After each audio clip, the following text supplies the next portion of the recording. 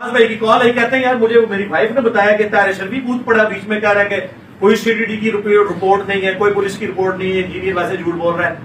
تو میں نے کہا اس نے وعدہ خلافی کیا, اب یہ بھوک دے گا ویڈیو میں.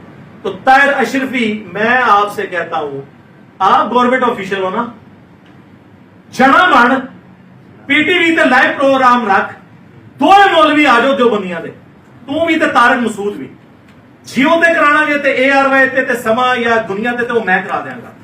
وہ تو منو منتا مارتے پھرتے ہیں, دو آ جاؤ, دو جنے تے آ کے بہ جاؤ تو قرآن حدیث میں رکھ لاں گا, اور المحنت میں کراں گا پوسٹ مارٹم. تے حضرت معاویہ رضی اللہ تعالیٰ عنہ کے بارے جڑا تہاڈا غلو ہے نا آپ لوگوں کا, اس پہ بھی کر لیں گے بات. آ جاؤ, یہ تو ضرورت نہیں ہے وہ کیا کہہ رہے ہیں میں کیا کہہ رہا ہوں. میں تو کہہ رہا ہوں تو کہہ رہا CTD کی رپورٹ نہیں ہے, تو آفیشل اپروول لے عمران خان صاحب سے, اور تو بھی بیٹھ جا اور طارق مسعود کو بھی بٹھا لے, آفیشل اپروول لو, میں بیٹھنے کے لیے تیار ہوں. چلو, اور میں یہ ویڈیو میں کہہ رہا ہوں, لیکن اس طریقے سے اگر دوبارہ ہوگے تو یہی کچھ ہوگا.